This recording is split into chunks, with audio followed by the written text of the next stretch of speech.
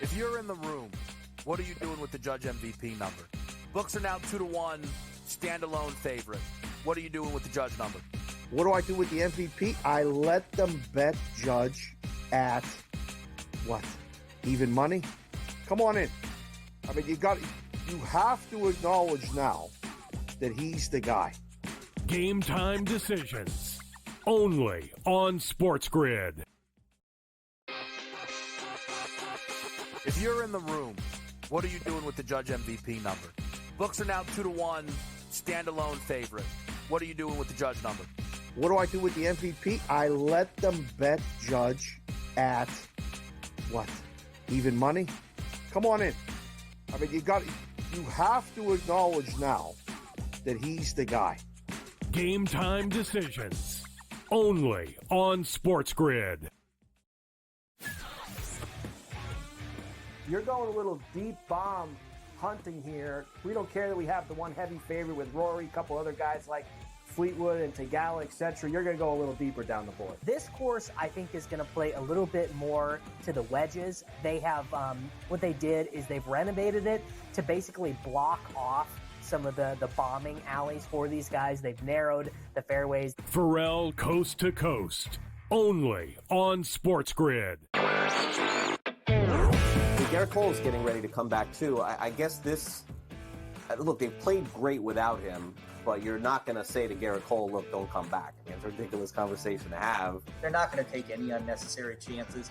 And look, they're at the point where they have a lead. They certainly are going to make the playoffs, I would say, barring some sort of complete collapse. And that's all it takes. Newswire. Only on SportsGrid.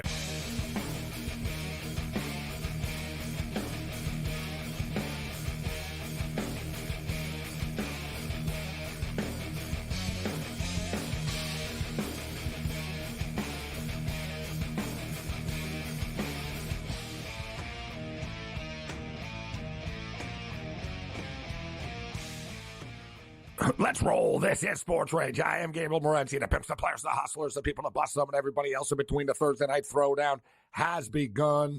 We're stacked. We're loaded. We've got a full house on the program tonight, and we've got an oil spill going on in Edmonton, Alberta right now. A very good and tight, close hockey game has absolutely fallen apart for the Edmonton Oilers. The Florida Panthers are up 4-1 as the second period is about to end. Edmonton have a last chance here, and that would have been massive, right? And that's been the difference. Right now, for those of you watching, you just saw the Edmonton Oilers had a loose puck in front of the net. They really didn't get much on it, and that's been the difference. The Florida Panthers bury their opportunities when they get them. The Panthers have had a lot less scoring opportunities than the Edmonton Oilers have, but the Oilers overthink things. They're rattled. They're being overwhelmed, and this is deja vu all over again to last night, isn't it, with the Dallas Mavericks and the Boston Celtics. And I got to tell you, I'm going to be going down in flames here. I bet both series is to go over 5.5 games. I'd like to know what the number was. We'll go back. We'll figure it out. What was the number that both these series would have been a sweep? And then you parlay those together. All right, that would have been a serious parlay. It seems like everybody's hitting the big fat parlay. So 4-1. After the second period of play. And, you know, the NHL isn't much different than the NBA. People say, oh, nobody ever comes back in the NBA, but they can in the NHL. They don't in the NHL either. All right. All time, it's like 4 times teams have come back from 3 games to none. And in the Stanley Cup Finals, the only time it ever happened was in like 1942. All right. So I wouldn't hold out any hope and put any money down if the Edmonton Oilers lose this game. And they're in a lot of trouble right now. It's 4-1. The money line, this is pretty crazy stuff. You're getting 17-1 on the Edmonton Oilers to come back. But the Panthers are 100-1 right now. It's minus 1,000. All right. So you bet $100, you would win $1 on the Florida Panthers. I would say, listen, it is only 3 goals. You know what I mean? It is only 3 goals. But from an in-game betting situation here, I think the way to attack this is actually the over. We saw the Edmonton Oilers coach pull the goalie with 5.5 minutes left in game 2, and he's not going to have a choice. The Oilers are not going to have a choice. This is an all but an elimination game for the Edmonton Oilers. It's plus money. It's plus 155 over 7.5 right now. And let's see what the 6.5 alt line number is. It's minus 230. So they're trying to scare you off the 6.5. They know there's going to be goals. Honestly, I would figure that Edmonton are probably going to score once. I would say a couple of times, but I don't really have confidence in it at this point. I think Edmonton will score, though, in the third period. That's one. And Florida will probably score twice. This game could end up being 6-2, 6-3 when it's all said and done. I think the 7.5 at plus money is a solid bet. So there's high drama in Canada right now, but not about this because there's no drama going on. But we do have a good football game going on in the Canadian capital. CFL football week 2 is the first game of the week of week 2. It's the first game of the year for the Ottawa Red Blacks, taking on the Winnipeg Blue Bombers. Bombers were Grey Cup champions. They lost. Grey Cup favorites. They lost to the Grey Cup champion Alouettes last week. They got upset in the Grey Cup last year, and they're 8-point favorites. I think odds makers are hanging on to past Winnipeg teams and not this Winnipeg team. They're laying 8 points, and Ottawa are winning 22-17 with 4.5 minutes left. Anybody that followed me on Twitter saw that we pulled the trigger on the Red Blacks at plus 200 in-game early, very early in the game. They're up 3-0, and they were plus 200. And you can just sort of get the feeling that this is not the same Winnipeg football team yet. We've got a teaser to the over.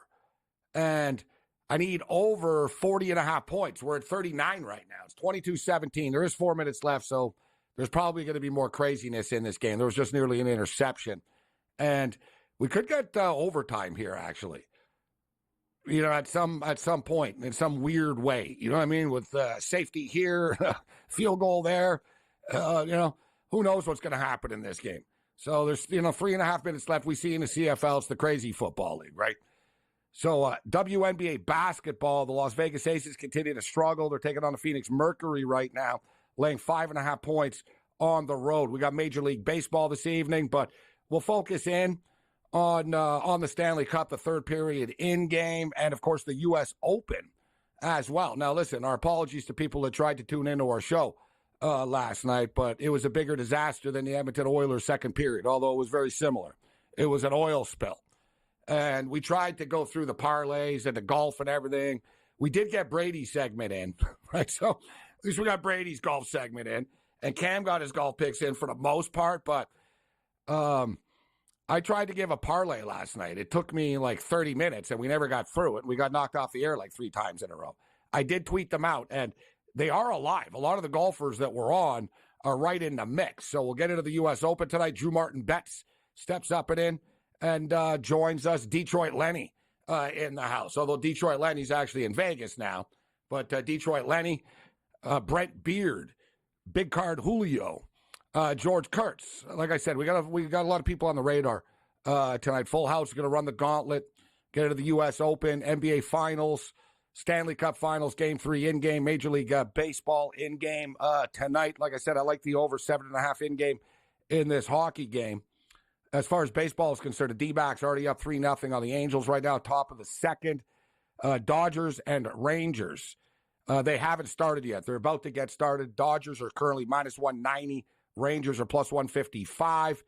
And I don't want to sound like a broken record, but Seattle are minus 145 right now against the Chicago White Sox. The game is scoreless in the third inning. Right?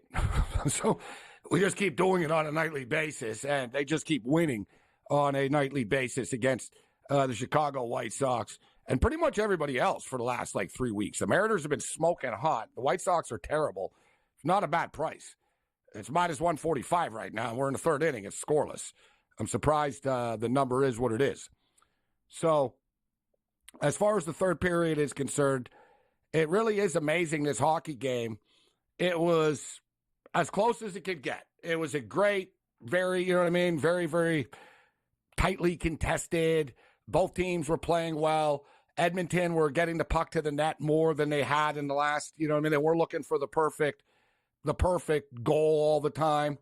And then, boom, there's a late 4-on-4, and with a minute left in the period, Florida scores. And we've said it for years. You see this.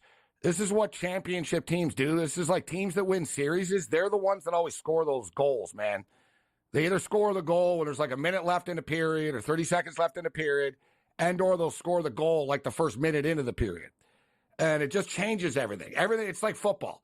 You can have a totally even quarter, but a team hits a bomb on the last play of the quarter, and suddenly it's 7-0 when it was really scoreless the whole time.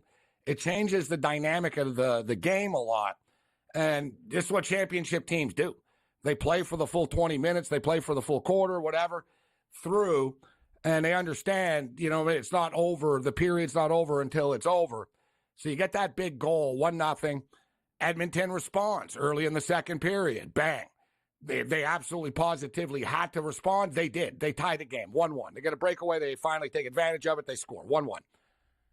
And then what happens, right? The wheels just absolutely fall off. Give credit to the Florida Panthers. Very similar to the Boston Celtics. They're showing a killer instinct, right? The Panthers are much more committed and dedicated and disciplined than they were last year in the final. And the Edmonton Oilers have had so many opportunities, but they're not taking advantage of their opportunities, while the Panthers are, right? You know what I mean? The Oilers, they'll pass it around, their power play. They just, like I said, they look like a soccer team. They don't understand. You got to blast the puck at the net. I don't know how many times McDavid has been open in the slot and he decides to pass it, and they're overthinking things right now.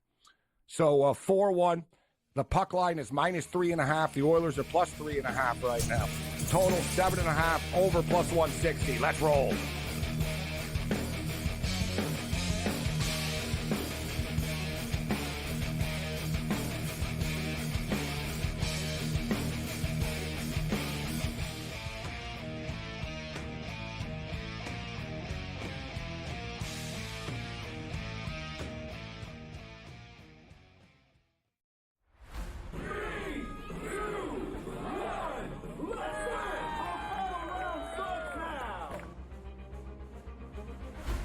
Crazy how many teams had a chance to win. The Ripper GC went from 9 back to leading by 2 to near the cellar again late in the day. It was so volatile, counting 4 scores.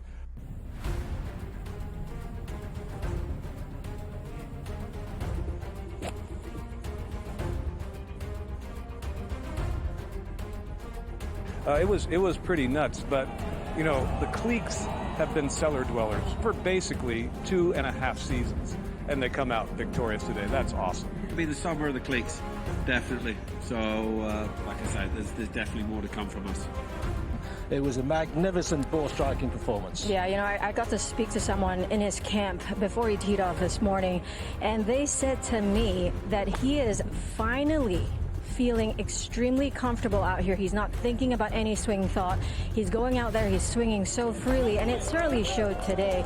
The way he drove the ball, the way he hit his irons, and even in his putting as well. Yeah, and lives in Texas, went to school in Texas. His tour win on the PGA Tour was here in Houston, which is Texas, and now his first live win, Texas. Honestly, it was just a matter of playing solid coming down the stretch. I think there was a switch there on 15 that I made birdie, he made bogey, and I just knew that I had to power in pretty much, and it was mine. The 18 I made bogey, but it worked.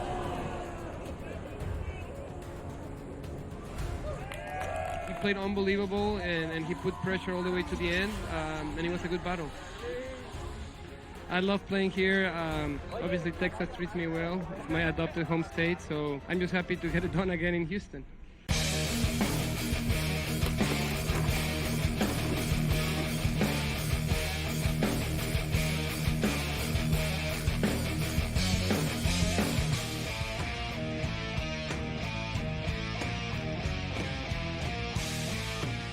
This is SportsRage. I am Gabriel Morency. Throwing it down on Sirius XM Channel 159, SportsGrid Radio and Television Networks. And Western Canada's on edge right now. Big game going on, high drama, big tension. And I'm not talking about the Stanley Cup. The Winnipeg Blue Bomber fans are probably every bit as irate right now and into this CFL game. I'm not even watching the Stanley Cup anymore. I'm watching the CFL game. I've got a bunch of plays on it. There's 2 minutes left, and I'm in a really weird, precarious spot. I've got a teaser over 40.5 with Ottawa that would win if Winnipeg scores, but I got Ottawa plus 200 on the money line. There's 2:09 left, and I'm like, man, it's 23-17. big drama. Winnipeg are on the Ottawa 42-yard line, and you can't make this up. Lightning just struck the stadium, and they've just evacuated. It's again always in Ottawa. Dave. I know, the 2 minutes left of their season opener. You can't get any more drama. The game's on the line, and then, boom, lightning hits. And they're like, oh, man. Dave, we got to figure this out. I'm not a meteorologist, but I know a girl that works at the Weather Channel. Is this place built on an electrical field, or no stadium gets more lightning and weather delays in Ottawa? This happens all the time. It's bleak, raining, lightning. What the hell's up with this place? It's got some weird force. It's a lot like UConn football, which I said just stop putting them on TV at nighttime. It never works. Let's bring in Drew Martin right now. No, that's true. UConn basketball is great, but UConn football, it's always windy, rainy. The camera, you can't see anything because it's like, you guys can't wait for Rutgers games in the Big Ten. How you doing, Drew? But I know how Drew's doing. It's great to catch up. He wasn't on last week, but Panther Drew in the house. You have the lucky puck with you right now? Because the Panthers are getting closer to the Stanley Cup right now. How about it, Gabe? I love seeing it, man. Unfortunately, no, the Cup didn't make the trip down south of the border with me, but rooting on my Panthers either way, man. Tough, deep. I love this team. Been a lifelong fan of them. Call me a South Florida fan as well, because sometimes during the regular season I lose a little bit of my tightness with my squad, but come playoff time, I'm all aboard, my man. So it's good to see the Panthers on top. Put a puck in your luggage? It's just a puck. Come on, Drew. This is big stuff. Hey, Morency, it's a little puck. Come on, you got to bring the puck is safe and sound at home too. You might have lost it on the road. Yeah. No, it's not lost. It's definitely in safe storage. But I'll tell you this, Cam. I mean, I was 60 pounds overweight on my bag that I brought down, and they showed as it was. Yeah, you weren't worried about hockey pucks. Sorry, I didn't realize to Mexico. Oh yeah, okay. I'm sorry. I just said I like the puck, but anyway, I'll just shut up. Well, if they win, you can get yourself a more commemorative Stanley Cup championship. Yeah, they sell, game used and not game used, but the official game puck and all that type of stuff. So as far as this game is concerned right now, the Panthers are minus 3.5 goals. It's plus 140. They're up by 3. So you could argue, hey, you're getting plus money, and the Oilers are going to have to pull their goalie. We saw the other night they pulled their goalie down 2 with 5.5 left. This is a must-win game for them. They have no choice. So I wouldn't be surprised to see them do the same thing, pull the goalie with a lot of time left. I do think that Edmonton probably score a goal, and I would expect that Florida will probably score a couple. I personally think from a betting standpoint that the over 7.5 plus 160, Cam, is a good bet. We're already at 5. There's going to be a bunch of goals in this third period. Couldn't agree more, Gabe. And you know what happens with a desperate team down 3? Everything's going to be pinched in. Florida already scored. You know what really sucks, Morency, if you're backing the Oilers? They played a great second period for a while. That was the best hockey you've seen them play. And then Skinner made a mistake, and they scored that 2-1 goal, and things kind of went sour after that. And then they scored 3 and 4. And, yeah, I got to believe they get to, Edmonton will probably get a goal. I think Florida will probably get 2 or 3 more, too, because they're going to have to pull the goalie really early. This is desperation time. You're already down 2-0 in the series. Like to play. Yeah, I think, Drew, we're looking at probably, I wouldn't be surprised, I said off the top of the show, if this game ended up 6-3 or something. Perfect. Plus 160 right now, 7.5, it's a good bet. I like that. And I almost like a look at the alt overs too, Gabe, alt it up a little bit. I'll tell you from just watching this year's NHL playoffs, I think Cam was onto it a little bit there in terms of it just opens up, particularly when one team has more than a goal lead. You just see this game open up a little bit. They pull the goalie so early. Sometimes I'm like, man, I'm a gambler. I don't know if I'm that big of a gambler, but taking overs gets pretty easy when one team gets out in front of the other for sure. If you're the Edmonton Oilers, they're going to have a goal to score a goal in the first 5 minutes of the period, right? It's 4-1, cut it to 4-2 with 15 minutes left, and then suddenly – sort of like basketball, all right, we're down 20, we got to cut it to 10, and we'll go into the fourth quarter. Teams don't panic being down 2. The problem is they keep on giving up goals. It's almost like the Dallas Mavericks. You can score, but if you don't get a stop after with Boston, it doesn't really matter. And they're really not getting stops here. Edmonton plus 3.5 goals, guys, is minus 170. And on the money line, they're plus 1,700 right now, Cam. enough to entice you for an epic comeback? No, I'm happy where I stay. I got to be honest with you. I'd rather lay 3.5 with Florida because I think they're just going to keep on. They're going to have to pull the goalie. Florida could score. Like, I don't know when Knobloch's going to call off the truth, but you're right, Gabe. For Edmonton to win that bet, I think they have to score early and make it a 2-goal game. But if it stays at 3, you're going to see total desperation, pinching from the defense. And what does Florida do well? They play really well on the counterattack. And Skinner obviously hasn't brought his A game tonight. In the second period, he kind of fell apart. It's hard not to feel bad for the Edmonton Oilers fans that are in the arena. And not just them, but home fans throughout the entire playoffs. It's, with the exception of Florida, they just had a great first 2 games there. But people pay big money, and they paid big money for this game. Tickets were really expensive tonight. $800 was like the cheapest ticket to get in the building. And everything's going great. You're scoreless. Boom. I said it earlier, guys. It's sort of like football, right? And, when a game is close and then a team will score 1 or 2 touchdowns in the last minute of a half, it just changes everything. The game is scoreless. Florida scores with a minute left in the period. So they go into the room. Edmonton's deflated. You can see the ball. You can see Knobloch, their coach, like talking to himself. It's like they just looked like they were down. Did you see him walk the tunnel, like, Gabe? hey. He almost looked like he was crying. Like, I was like, oh, my God. Like, he had this look on his face. He knew. He was like, I can't believe we gave up a goal with a minute left. Exactly. And then, boom, they get it back, right, 2 minutes into the next period. And you figure, all right, here we go. And then the wheels just fall off.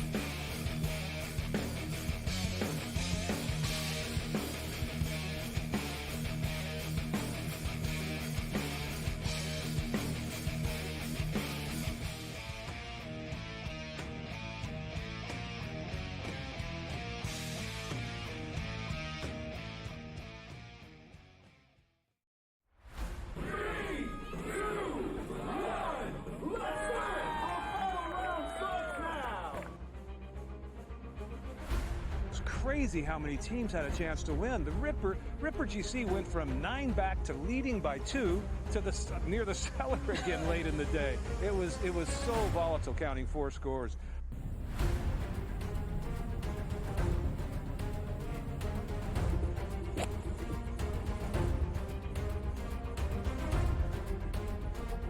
It was pretty nuts, but the cliques have been cellar dwellers for basically 2.5 seasons, and they come out victorious today. That's awesome. Be the summer of the cliques, definitely. So, like I said, there's definitely more to come from us. It was a magnificent ball-striking performance. Yeah, I got to speak to someone in his camp before he teed off this morning, and they said to me that he is finally feeling extremely comfortable out here. He's not thinking about any swing thought. He's going out there, he's swinging so freely, and it certainly showed today. The way he drove the ball, the way he hit his irons, and even in his putting as well. Yeah, and lives in Texas, went to school in Texas. His tour win on the PGA Tour was here in Houston, which is Texas, and now his first live win, Texas. Honestly, it was just a matter of playing solid coming down the stretch. I think there was a switch there on 15 that I made birdie, he made bogey, and I just knew that I had to power in pretty much, and it was mine. The 18 I made bogey, but it worked.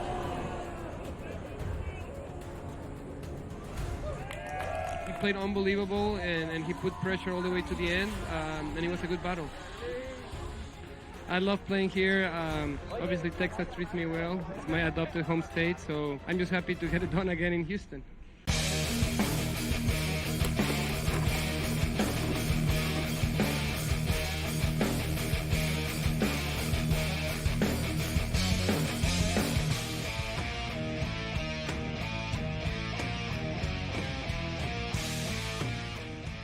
All right, so the third period has started. It's gone quick. There's already been 2 minutes. Edmonton had a power play for about $1.40, and were unable to get anything going, just like they couldn't in this series.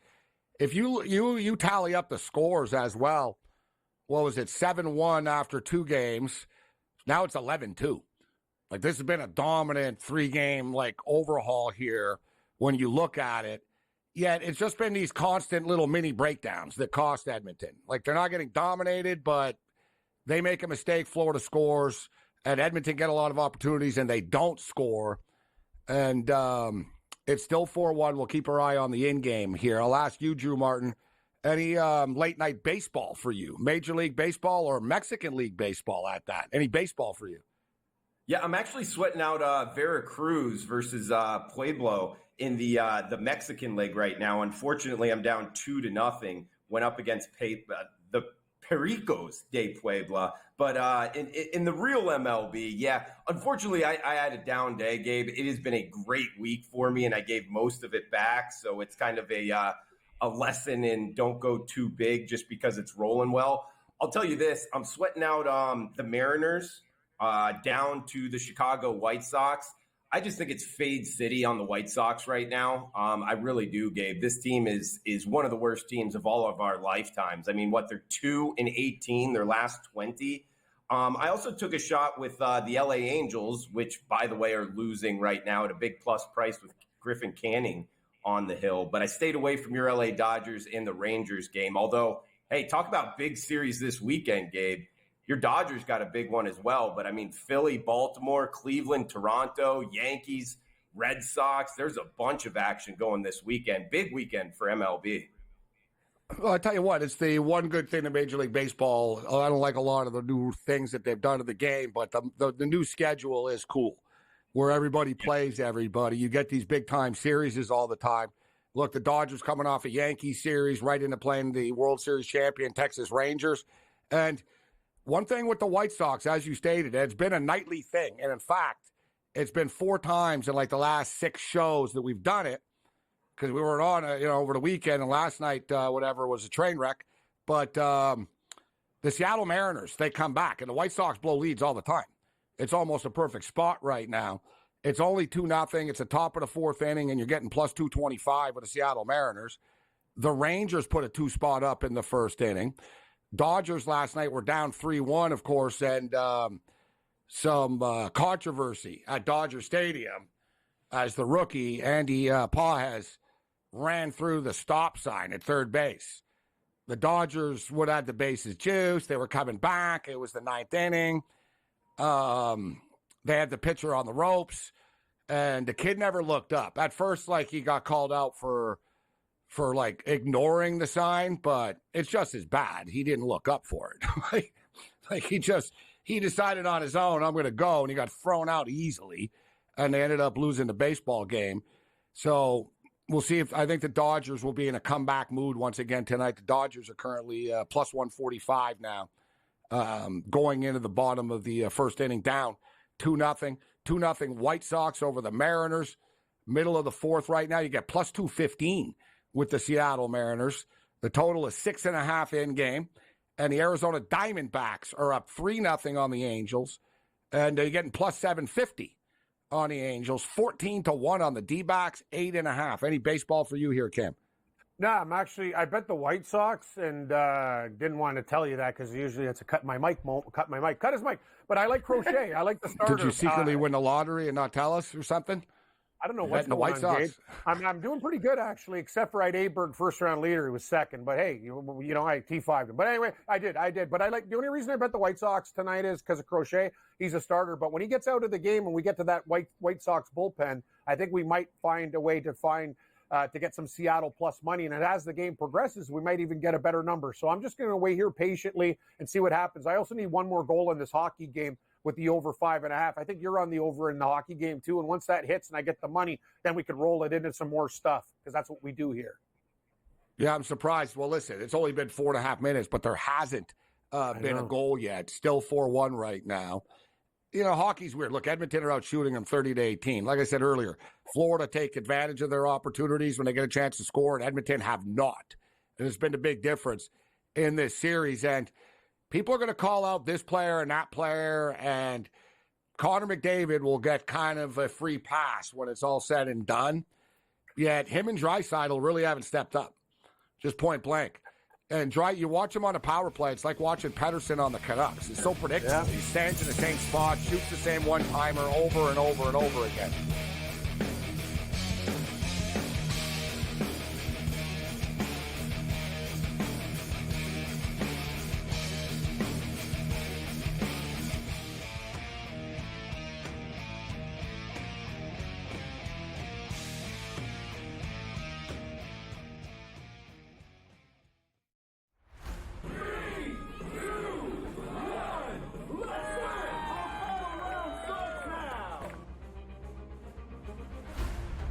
crazy how many teams had a chance to win. The Ripper GC went from 9 back to leading by 2 to near the cellar again late in the day. It was so volatile, counting 4 scores.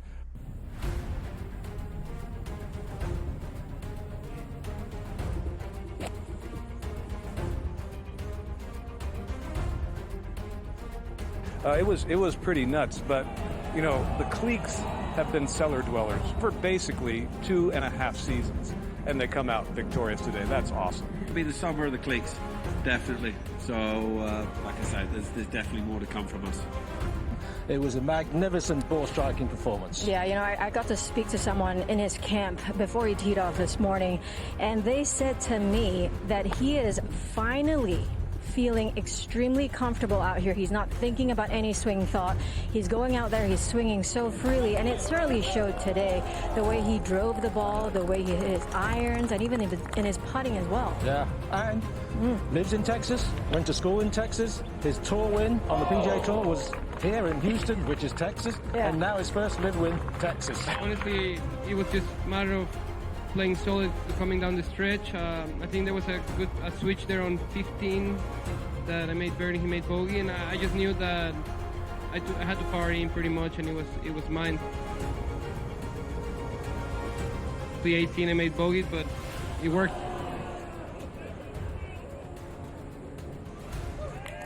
He played unbelievable, and he put pressure all the way to the end, and it was a good battle. I love playing here. Obviously, Texas treats me well. It's my adopted home state, so I'm just happy to get it done again in Houston.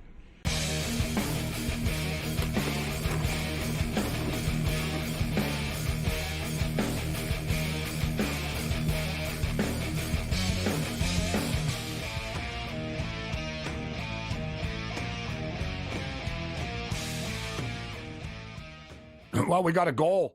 The Edmonton Oilers have scored. We told you at intermission, I expect the Oilers to score, and they're going to have to pull the goalie as well. But they just made it 4-2. I targeted that 15-minute mark. You know they knew, all right, we got to get a goal in the first 5 minutes. They did it at the 13:58 mark. Good enough, right? Now if you think to yourself, you're the Oilers, we see it all the time. How many times has a team been down by 2 with 14 minutes left? There's still a lot of time left. But they've got to bury another one here because Florida aren't exactly easy to score on. But it takes a little pressure off about pulling the goalie a little bit too early right now. But we got a game, 13:58 left. New updated number. They're holding on right now. The puck line's down to 2.5. What are we waiting for? The official... What are they checking this for? Off like the I don't know. Yeah, they were looking at something, and the sports books are frozen it. Rightfully so, though. Still waiting for the number, though. Yeah. But the building has hope right now. 4-2, 13:58 left, and I would expect this. Like I said, I think the floodgates are going to open up here. If the Oilers can get another one, then they don't have to pull a goalie. Nothing crazy, too crazy will happen. So now it's 7.5 minus 115. So it's been reposted. It was 7.5 plus 160 that we talked about liking. Now it's 7.5 minus 115. And this is pretty crazy. The Oilers before were only 17-1 on the money line, and the Panthers were 100-1. The Panthers are currently 66-1, and the Oilers are now 16-1. That's not bad. I'd rather get 16-1 down 2 than 17-1 down 3. Drew, any little bit of nervousness kicking in now that the Oilers have cut the lead to 2 for you? Yeah, a little bit, Gabe. No doubt about it. I mean, I feel like this next 5 minutes, it's like you brought up a couple segments ago. It's like the sport of basketball. You got to cut it from 20 to 10 and then from 10 to 5. How many minutes do you got left? And sure enough, if they get down to 1 goal, it's the way that, NHL goes. If it's rolling against you, that momentum is real, in my opinion, in the NHL. So, yeah. I'm a little bit worried right now, Gabe, for sure. 4-1 feels a whole lot better than 4-2 for my Cats. Well, these, both the NBA Finals and the Stanley Cup Finals have been pretty anticlimactic, right? There hasn't been one of these classic games, which, who knows? Maybe we can get some 4-4 overtime game here tonight or something magical happens. But I said off the top, and I'd like to, go back. what would the odds have been? I think it was like plus 500 for, and they were both, the Celtics were bigger favorites. If you can, I don't know if you can, Jack. I got to look it up. We got to dig into the archives about the exact series score prices. But what were the chances, Drew, that both the Stanley Cup Finals and the NHL Finals would be sweeps? And I'll ask you, do you think that because I think it's going to be a sweep. I think the Celtics are going to finish them off tomorrow. I don't know, Gabe. First of all, I think it would be off the charts. I'm more of you can call me a conspiracy theorist. You can call me reading Tim Donaghy's book.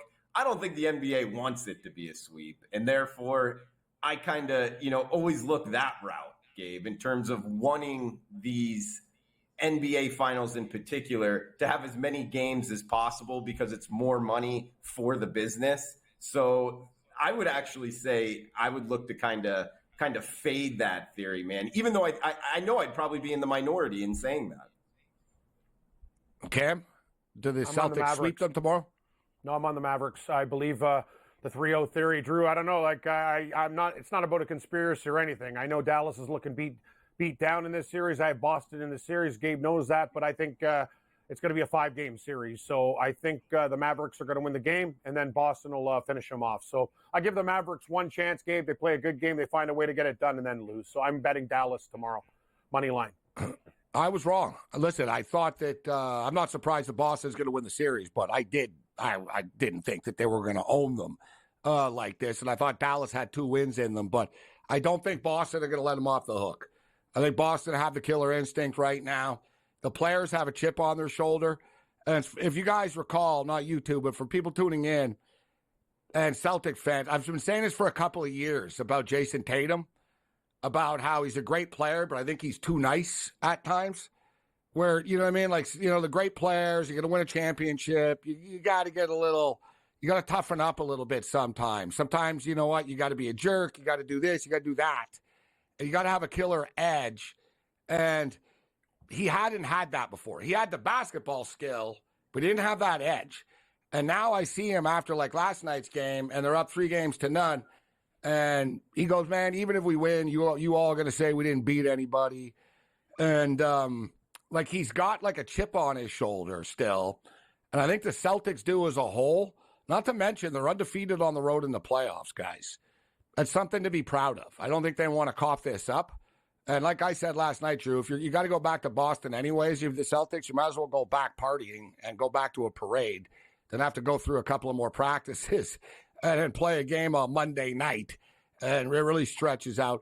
And another little thing I really like about the Celtics is their coach, and Joe Mazzulla. I didn't realize he was like a badass jiu-jitsu guy and stuff. So Mazzulla's really into UFC, and he trains, and he even goes to like these UFC gyms and stuff. And Tatum was talking about how Mazzulla is showing them UFC fights all the time.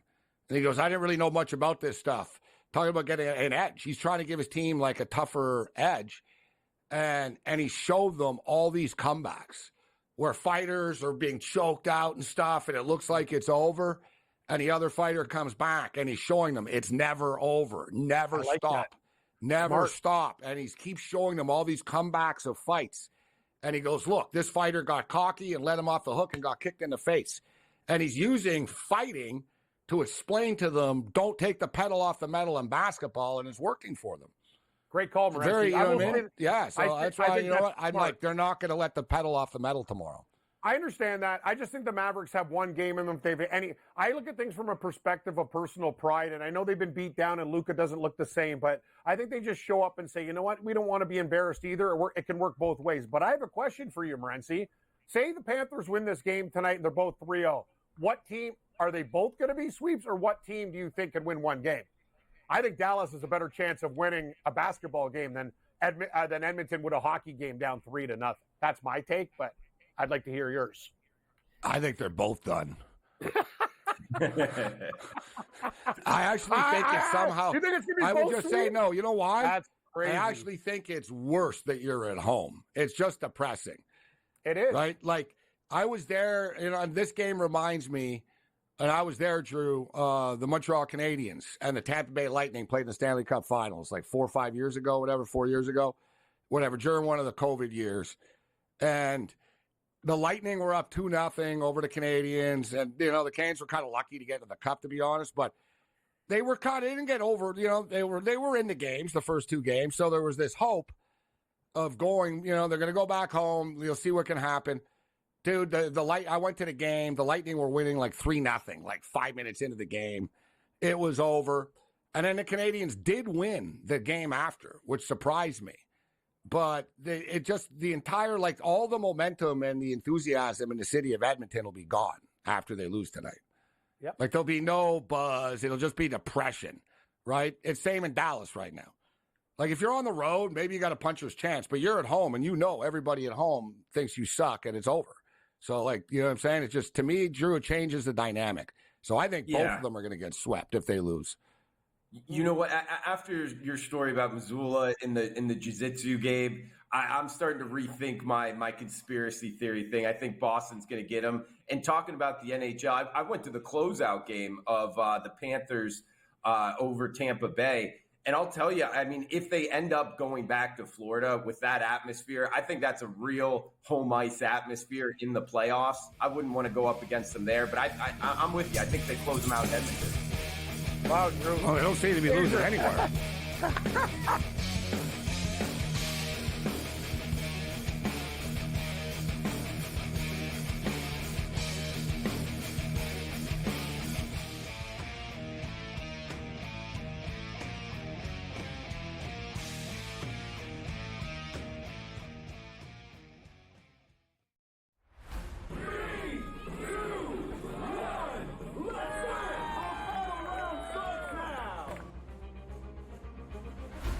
Crazy how many teams had a chance to win. The Ripper GC went from 9 back to leading by 2 to near the cellar again late in the day. It was so volatile, counting 4 scores.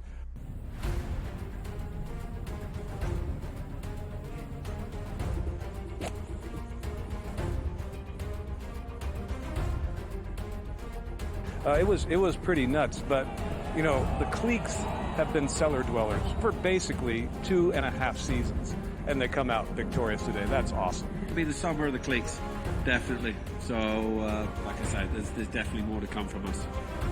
It was a magnificent ball striking performance. Yeah, I got to speak to someone in his camp before he teed off this morning, and they said to me that he is finally feeling extremely comfortable out here. He's not thinking about any swing thought. He's going out there, he's swinging so freely, and it certainly showed today, the way he drove the ball, the way he hit his irons, and even in his putting as well. Yeah, and lives in Texas, went to school in Texas. His tour win on the PGA Tour was here in Houston, which is Texas, and now his first live win, Texas. Honestly, it was just a matter of playing solid coming down the stretch. I think there was a switch there on 15 that I made birdie, he made bogey, and I just knew that I had to power in pretty much, and it was mine. The 18 I made bogey, but it worked.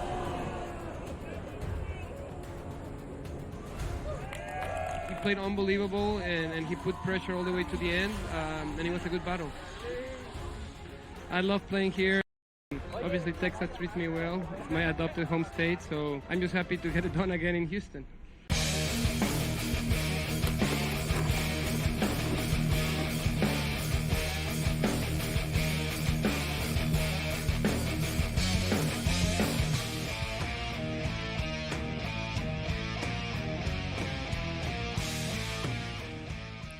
This is SportsRage 4-2.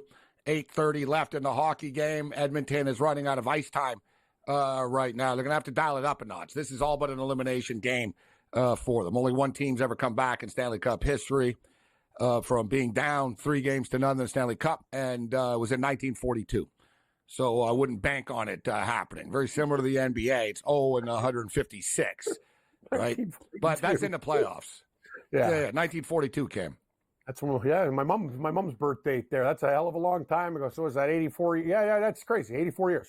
So Gabe, I'm going to tell you, I don't know what to do. I'll tell you something that's crazy about that. Yeah, my grandfather played in that playoffs. That's awesome. No Dude, way. that's amazing. Yeah, that's so cool. Yes, awesome. he did. Yeah. He scored the winning goal Good for in him. Game 2 against the Detroit Red Wings. But the Canadians lost to the Red Wings in the semifinals. Was that handsome Haggerty? Was that it? Was Haggerty, right? Yeah, and then and your uncle. And then the Leafs won the cup in 1942. Wow, good for them, Gabe. good for the Leafs in 1942. Yeah, it's a pretty crazy connection. I'm like, of all years, I'm like, yeah, that's the year that someone blew it. Mom was born and the Leafs won the cup. But it doesn't happen often. So think about this, Gabe. Doesn't happen Florida often. wins the cup. How many cups? So we'll have what? How many cups have the Lightning won? Have they won 3 now? They got 3, right? 3? Yeah, 3. Yeah, they got 3. And they won 2 Cups recently and Florida. 1 with Le Cavalier in St. Louis and stuff. Yes, when they beat Calgary. And how many in the Leafs? Okay. 1967. There you go. We rest our All case. the Southern teams have lapped Canada, Drew. Yes. Why is that? The Carolina Hurricanes got a cup. Like, they came in, they got a cup. They moved from Harvard, they got a cup. Tampa's got cups. Florida's about to get a cup. Vegas got a cup. Anaheim Ducks got a cup. Dallas. There has to be a reason. Yeah, Bettman hates Canada. But another thing you know is what's crazy, too? Bettman became the commissioner in 1993. That's the last year a team from Canada ever won again. Excellent point. Oh, you're on to something. That's kind of nuts. strong of a trend. Yeah. This is not Gary Bettman's fault that the Panthers are kicking the Oilers' ass. I can't blame Gary Bettman for this. You know what it is, too, Drew? I know this sounds insane, but Gabe will tell you, like, he lived in the best hockey market in Montreal. Toronto's probably second, and the rest of Canada is amazing. These teams in smaller markets have to do more and be better, because if their teams suck, they will not come to the games. Whereas we have been brainwashed since kids. This is what you do. Hockey, hockey, hockey, hockey, hockey, hockey. If you look at all those teams, Carolina, Florida, Tampa Bay, we can go on. All the teams except for Arizona, and that was just a bad situation. But what? That's partially true what you're saying. But if you look at the modern era right now, there's also a pattern in the National Hockey League. And we just talked about it. It's not Gary Bettman. It's not a conspiracy or anything. It's money and it's taxes. And Drew, you know it being from Florida. Yeah. Right? Dude, nobody does not want to play for the Florida Panthers. Nobody does. They get to play. Every hockey player likes playing golf. So you get to play golf all the time. You don't get taxed and you live in the sun and you don't get bothered by the media. Every player wants to play for the Vegas Golden Knights. No tax in Nevada. And there's a pattern. Look at the Tampa Bay Lightning, Cam. They keep their star players. Stamkos, Edmonton just scored again, 4-3. Wow. Now I'm starting to get sweaty. Uh-oh. Panthers 5:17 left in the game. If Edmonton ties this thing and they win in overtime or something like this series, Gabe talked about hockey, it could flip like this. Switch. Nice. We talked about the 7.5. It hasn't been pretty, but now it's going to get there because one more. Look at Drew's face. Drew's like, wow, this game's Look at these guys who score for Edmonton, too. Fogel, McLeod. Yeah, McLeod. Like, you know what I mean? Like, this is these. Yeah, but these are, Crosby, Connor McDavid's nowhere to be found. Like, he keeps passing. Draisaitl, like, they need a star to score. 5 minutes left. Because the thing is, the role guys aren't going to be on the ice much in the last couple of minutes. That's an excellent point you bring up, too, Gabe. Dallas also with the taxes. Vegas, everyone wants to play there. Great town to live in. It. I think it has a lot to that is absolutely true. That is fact. And you're right. We bust chops about Bettman. Including Canadian dudes. Yes. Yeah. Like Steven Stamkos is a good example. Like Stamkos is from the Toronto area. And he likes the Leafs. He flirted with the idea and stuff when he was a free agent years ago. And he met with the Leafs, and they offered him like a max contract and stuff. And he told them, I still lose $23 million by doing this. That's so true. Like he basically said, he said, I'm losing, And then they tried, and then the Leafs got in trouble because the Leafs basically said, all right, listen, you'll become the face of Canadian Tire and Harvey's, and like we're going to get you all these deals, but you can't do that. You can't promise stuff. And it's true. Like you get taxed out of the situation, right? And you look, like I said, it is an advantage. It absolutely is. Edmonton nearly just scored again. I don't know how the puck didn't go in. They nearly just tied it. Gabe, this is an important 5 minutes, man. Yeah. I think this series could be like decided here in these 5 minutes. I mean, if Edmonton comes all the way back, that's going to change things. Imagine the swing. Yeah, what's the money line now? So it was as high as plus 1,700. So you could have got 17-1, and it's plus 650 now. Imagine some idiot who's loaded Gabe laid 66. So Florida was minus 6,600. Yeah, but then you cash out like a smart person. If they did, you put a lot on it. I don't know if you guys saw today, somebody bet $80,000 on Patrick Cantlay to be the first-round leader. Are you kidding me? And yeah, they cashed out though. They didn't play around, and they cashed out for $1.2 million. Well, think about it. He would have got the bet sawed in half because Rory hit a birdie on the final hole to tie him at 5 under. So they saw it. Smart move by the guy. So it was a good move. $80,000 bet on Patrick Cantlay. The guy's been a first-round leader in like 2 years. What a bet. And Drew, you're in Florida. You're in Mexico now, but you're in Florida a lot. I got to tell you, I've been seeing online, all these people and reporters, the gambling people that'll tweet out parlays from different books and stuff like that. I got to tell you, I've been noticing, man, Florida, people are betting some large units, man, in Florida. Like, it's commonplace. You're seeing like $250K on this. Like, this was a Florida bet today, I think. It was $80K. There's you know what I mean? That Hard Rock place taking a lot of big action in Florida right now. The handle is high. For sure, Gabe. I got more on the other side. Sure.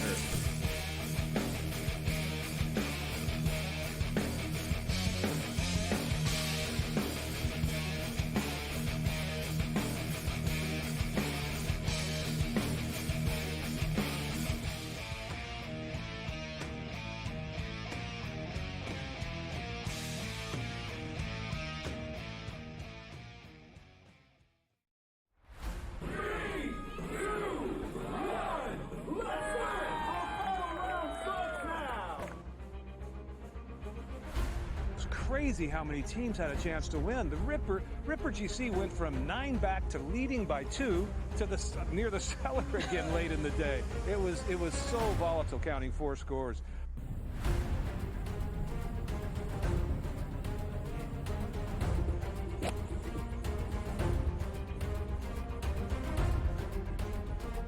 It was pretty nuts, but you know, the cliques have been cellar dwellers for basically 2.5 seasons, and they come out victorious today. That's awesome. It'll be the summer of the cliques, definitely. So, like I said, there's definitely more to come from us. It was a magnificent ball striking performance. Yeah, you know, I got to speak to someone in his camp before he teed off this morning, and they said to me that he is finally feeling extremely comfortable out here. He's not thinking about any swing thought. He's going out there, he's swinging so freely, and it certainly showed today. The way he drove the ball, the way he hit his irons, and even in his putting as well. Yeah, and lives in Texas, went to school in Texas. His tour win on the PGA Tour was here in Houston, which is Texas, and now his first live win, Texas. Honestly, it was just a matter of playing solid coming down the stretch. I think there was a switch there on 15 that I made birdie, he made bogey, and I just knew that I had to power in pretty much, and it was mine. The 18 I made bogey, but it worked.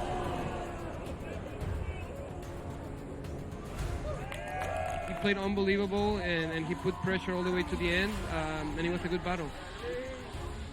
I love playing here. Obviously, Texas treats me well. It's my adopted home state, so I'm just happy to get it done again in Houston.